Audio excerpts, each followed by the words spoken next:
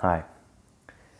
This video is going to talk about the important topic of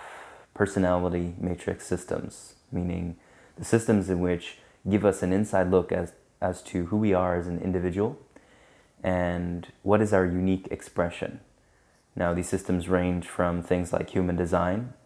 Enneagram, Astrology, Myers-Briggs, numerology, and many other systems that give us a clear picture on who we are as an individuated expression of consciousness.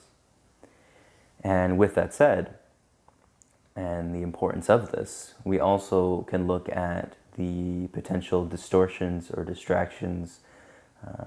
or dangers on the path of coming into these systems as we are navigating our journey back to source and back to who we truly are as pure, undifferentiated energy, pure non-dual awareness. On my path, navigating both a very devoted non-dual Advaita or traditional enlightenment path, the journey of coming into many different systems of personality matrix orientation, and specifically the most prominent in my view being human design, there can be much of a paradox on this journey, and how we come into balance with this and how we navigate it is vitally important for us to just seemingly continue to stay in a place of, we could say, engaged attachment, where we are engaged within our individual expression and personality and the identification with these various types or designs or mechanics, and yet at the same time being detached from them and simultaneously non-identified with anything in particular, so that we can continue to come back to the non-dual essence in which we are, in which truly is not made up of any of these man-made ideas, archetypes, energies, or simply belief structures that, again, can act as tools, but in a sense are always a double-edged sword. So first, when we look at the importance of these systems, we can come to recognize that even while we are coming to realize our true self and, in a sense, come into the non-dual stages of enlightenment, the path of this is still going to express itself through an individuated expression, being our subjective body-mind human experience. A famous teacher in the traditional Advaita or non-dual teaching lineages, which was Sri Ramana Maharshi, he was asked once as to the nature of our astrology and the importance of astrology even after enlightenment. And his statement was very simple and clear in the regard that our best aspects of our astrology, we could say, the most prominently positive aspects of our astrology will simply be enhanced as we come into non-dual realization or enlightenment. And our detrimental aspects of our astrology will simply be dissolved or made null and void over a period of time, as we dissolve the lower aspects, or at least transmute those lower aspects into their higher expression. So, of course, what this is still identifying is that the nature of our individual expression is still quite important, because it is who we are in this human body. And from the perspective that we are living a human experience, then it would be very important to understand the nature of how this individual human experience is destined to be. And of course, destiny and free will are quite a debatable topic, though as we come into a non-dual viewpoint and realizing the true paradox of what enlightenment brings, we come to a clear representation or perspective that both destiny and free will can simultaneously exist. We could potentially say that our destiny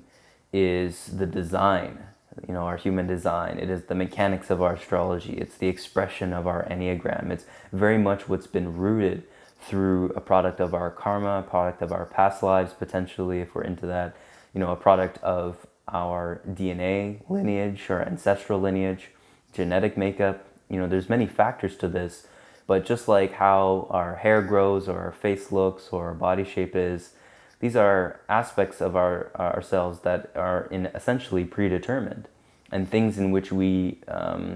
can't really easily change. Some things we just cannot change. And so when we look at the fabric of our life and the unfolding of our relationships and the unfolding of our moment-to-moment circumstances,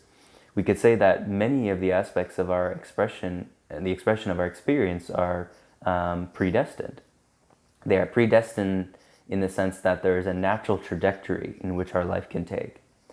And the free will in which we have is ultimately if we can come to a recognition, firstly, of this, an acceptance of this, and then a living in alignment in this natural trajectory. Because this natural trajectory, of course, is what's going to feel most at home, most peaceful, most aligned. And from a human design perspective, it will be what's of our true self. And each type is going to have a very different expression of that true self and, the essence of that expression or the energy of that expression. But fundamentally, we're simply coming to the perspective that our expression is destined to take a certain trajectory. And if we are to align ourselves with this natural trajectory, then we're simply going to experience the beauty of what it means to be in the flow, right? Be in the present moment, be in the fluidity of our journey in this life, which does not need to be a grind or filled with suffering and filled with all this intense efforting that makes it very difficult to be detached or disidentified with this body-mind expression, which is, essentially based on all true spiritual traditions or authentic enlightenment paths, the true culprit or the true deterrent on the path, over-identification with the false self. We're not dismissing the human experience. We're not dismissing the illusionary projection of our reality in which we call life, meaning everything is just simply a figment and a projection of what we hold within consciousness. It is simply a mirror of what we project as consciousness. And thus, we are not dismissing this and becoming apathetic to life or, dismissing the validity of the way things arise in life. We are just simply continuing to come to the recognition that everything truly is illusionary outside of pure energy and pure consciousness and pure absolute source. And so this simultaneous perception is both going to have a journey of deepened acceptance with who we are in the individuated expression of consciousness, meaning our individual design, our astrology, our Enneagram, and all of these things. And yet, at the same time, we are going to ongoingly recognize ourselves as this pure energy and pure source and have a certain surrender and trust within the journey that, because it can become a real trapping on the path where we become too intellectually identified with the aspects of our design or astrology, making ourselves very susceptible to the trappings of justifications and rationalizations and over-analysis of, the ideas and beliefs of any particular system. Now, from a human design perspective, on my path, I have a completely open ajna, which makes me either very susceptible to looking to finding certainties on the path, or having a very flexible mind where I can explore endless different systems and not necessarily get caught up in any of the dogmatic viewpoints within any of them. And so this has been extremely helpful as I've very deeply navigated specifically human design, astrology, numerology, and more recently, over the past few years, Enneagram. And recognizing the importance of, when we're exploring any particular system, really playing within the rules, we could say, or within the box of each particular system. This is, of course, how we understand the game, where we have to play by the rules so we understand the game and understand the basics and the fundamentals of how we're exploring any said system. And then as we explore that over a course of time, And especially as we're exploring maybe a couple different systems, we first begin to see the crossovers of many different systems that present many different strengths as we become very flexible in our understanding of who we are in our expression. And then we also start to see, where we can apply different aspects of the system in different elements or different areas of our life, or simultaneously, that sometimes can be quite paradoxical, where one aspect of the expression may seem quite different than another aspect. But again, as we start to rest in a very flexible perception, and we're not addicted to the idea of needing to draw conclusions or needing to over-rationalize why we're acting or why we're not acting in a certain way based on our human design or astrology and numerology, and really experiencing the true flow of life, where again we're coming to a surrendered trust that whoever we are and whoever we're meant to be and wherever we're meant to go and whatever we're meant to do and express ultimately is going to happen. And it's going to happen in more and more of an effortless way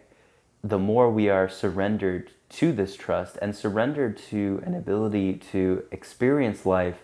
in a certain face-to-face way, in an intimate way, where we're not getting too detached into the, again, ideas, rationalizations, justifications of why the system, the design, the teachings of a specific teacher who has taught the system, we're not getting too overly identified with the belief structures of anything in particular. And then from that, we can then really actually explore and play with the system and play with the understandings that we're coming to through applying the nature of our understandings of these systems in a very practical way. It's quite often that I've seen in myself and others I've taught or others that I've seen involved in these systems where the filter or belief structure of these systems becomes the fog or the detrimental lens by which we view life and by way we live our individual experience. And this, of course, like any man-made system or perspective, is going to be limiting from truly and intimately living within life and living within the presence of existence, because the ideas we're holding are, in a certain sense, clouding the truth of reality, which is simply the pure essential source, the pure essential expression, and the creative movement of the source that cannot be named, cannot be categorized or systemized or identified in any particular way. And so you can see how there's much paradox in what's being shared here, and it's actually a vital tool and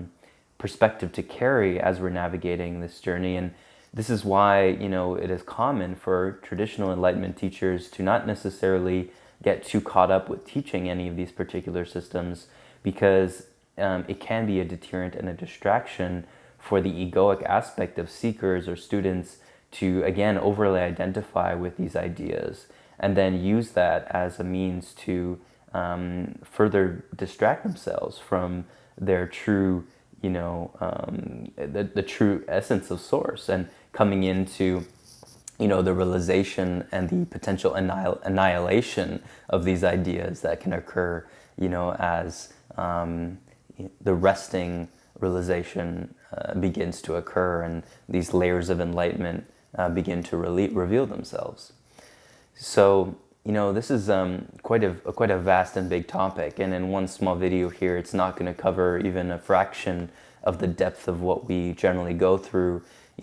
For instance, in readings, I'll be going through specifically and fundamentally the core aspects of human design, though we are going to wrap around many different elements or components of potentially astrology or numerology or the personality systems, because they're all important in having deeper levels of understanding of ourselves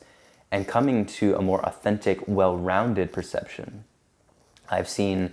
drawbacks and benefits in all of the systems, and I would say that human design really pulls together